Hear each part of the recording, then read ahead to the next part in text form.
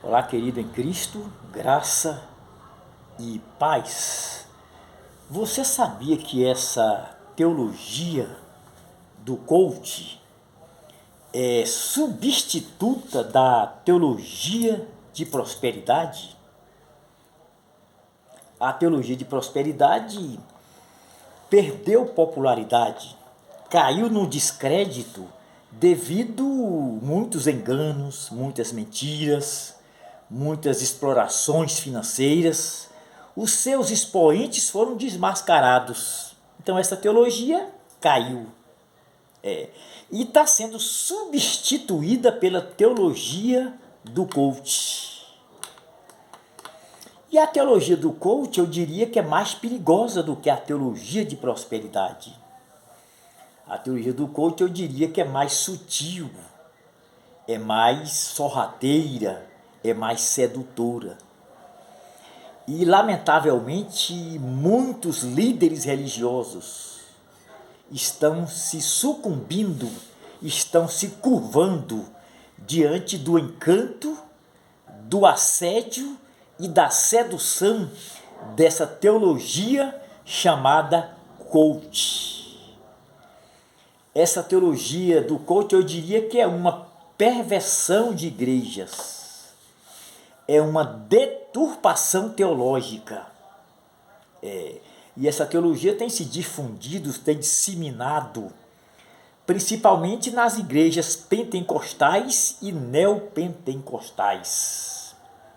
Os pregadores dessa teologia do coach, eles são perigosos, viu? Eles utilizam de sofismas, que são argumentos falsos com aparência de verdadeiros.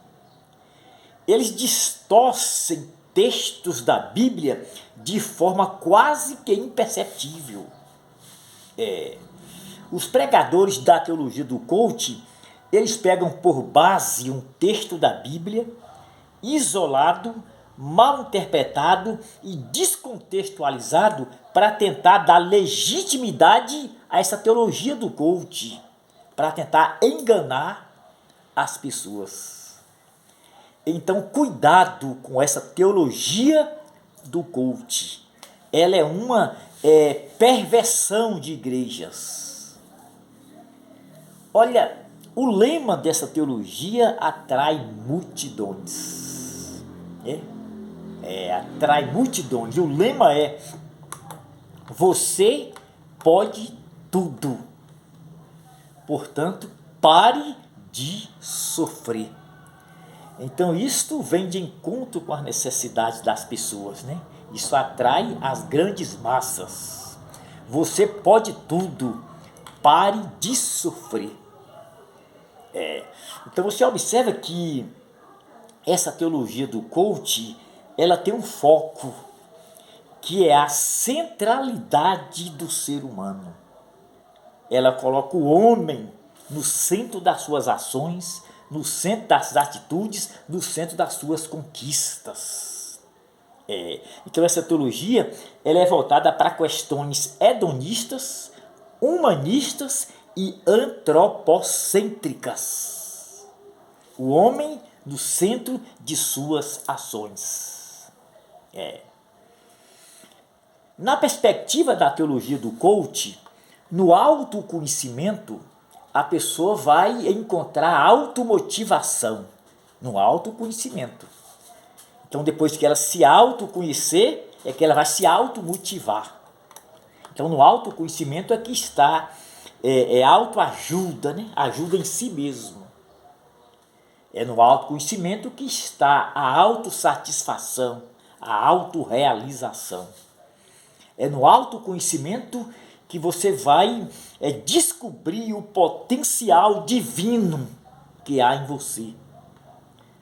É no autoconhecimento que você vai resgatar a essência de Deus em você. É no autoconhecimento que você vai resgatar o potencial divino que há em você. Então observe que a teologia do coach é voltada para questões humanistas e antropocêntricas. A centralidade é o homem. É no autoconhecimento que você vai aprender a planejar e executar os seus projetos. Se você se autoconhecer, você vai descobrir as suas habilidades, as suas potencialidades, que é voltada para o homem. Na teologia do coach não existe espaço para a centralidade de Cristo. Não tem espaço. Na teologia do coach não tem espaço para a pregação de pecados, de arrependimentos, de confissões, de conversões, de negação de si, de resiliência, de desprendimento de coisas materiais. Não. Na teologia do coach, o foco é o homem no centro. O homem no centro. Agora, faça um paralelo entre a teologia do coach e a mensagem do evangelho. E você vai constatar que a teologia do coach, ela é antagônica aos valores do evangelho. Ela choca frontalmente com a mensagem do evangelho. Ela contrasta, ela confronta com a mensagem do evangelho. A teologia do coach diz: pare de sofrer. Jesus Cristo disse: no mundo tereis aflições. A teologia do coach diz: você pode tudo. A mensagem do evangelho diz: você não pode nada. A teologia do coach diz que no autoconhecimento você vai descobrir o potencial divino que há em si. A mensagem do evangelho deixa claro que no autoconhecimento, quando a mensagem entra no ser humano, ele passa a se autoconhecer. E é no autoconhecimento que ele vai constatar que é frágil, fraco e impotente e depende de Deus. Então há um confronto, né, entre a teologia do coach e a mensagem do evangelho. A teologia do coach ensina que no autoconhecimento você vai descobrir o eu superior. O eu superior. No autoconhecimento você vai aprender a ressignificar a sua vida. Então a mensagem do evangelho contrasta com a teologia do coach. Quem primeiro desconstrói a teologia do coach é Paulo, né? Aqui em 1 Timóteo, no capítulo 6, versículo 19, deixa eu ver aqui, 1 Timóteo, capítulo 6, versículo, deixa eu ver se é o 19 aqui, capítulo 6, versículo 9, né? Ele diz o seguinte, olha: mas os que querem ser ricos caem em laços de tentação e concupiscências loucas e nocivas. E o desejo de querer ser rico, de querer ser grande. A concupiscência de querer ser rico, de querer ser grande. Leva o homem à ruína, submerge os homens na ruína e na perdição. E na perdição. Veja o que diz aqui, que Paulo diz aqui, em Atos dos Apóstolos, no capítulo 20, versículo 19, quando ele chega na cidade de Mileto, chama os irmãos de Éfeso para uma reunião de despedida, né, onde ele vai dar uma palestra despedindo os irmãos, porque de Mileto ele vai para Jerusalém, de Jerusalém ele vai para Roma, onde ele é martirizado por decapitação pelo imperador Nero. Aí ele faz um discurso: olha, irmãos, eu tenho servido ao Senhor com humildade e lágrimas, e muitas perseguições. E tenho andado de cidade em cidade, anunciando publicamente de casa em casa o evangelho, e Deus tem me mostrado sofrimentos e provações. A teologia do coach diz: pare de sofrer. Paulo diz aqui que o evangelho implica nisso, né? Em sofrer por amor de Cristo. É isso, sofrer por amor de Cristo. É o que ele diz aqui, olha: Deus tem me mostrado provações e sofrimentos. Provações e sofrimentos.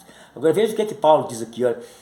Ele diz aqui nos versículos posteriores: a minha consciência está limpa, porque nada cobicei de ninguém, nem ouro, nem prata e nem pedras preciosas. A teologia do coach diz que você pode ficar rico. Paulo foi um dos maiores missionários que o mundo já conheceu, homem de uma experiência profícua com Deus. Ele diz aqui que não. Ele diz aqui que não. Que ele não cobiçou nem ouro, nem prata e nem pedras preciosas. Mas ele vai dizer aqui, mais na frente, que Deus supriu todas as suas necessidades. Então observe que há uma diferenciação muito grande entre a teologia do coach e a mensagem do Evangelho. A teologia do coach tem um foco, que é a centralidade do homem. A teologia do coach tem esse foco, né? O homem no centro. Então a teologia do coach eleva excessivamente o ego do ser humano, tornando o ser humano mais presunçoso, mais arrogante e mais desejoso de acumular bens.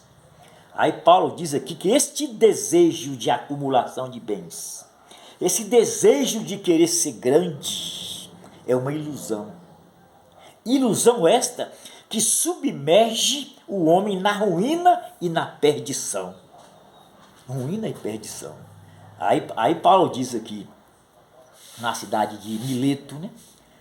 Minha consciência está limpa, porque em nenhum momento de toda a minha peregrinação, em nenhum momento eu cobicei ouro, prata ou pedras preciosas.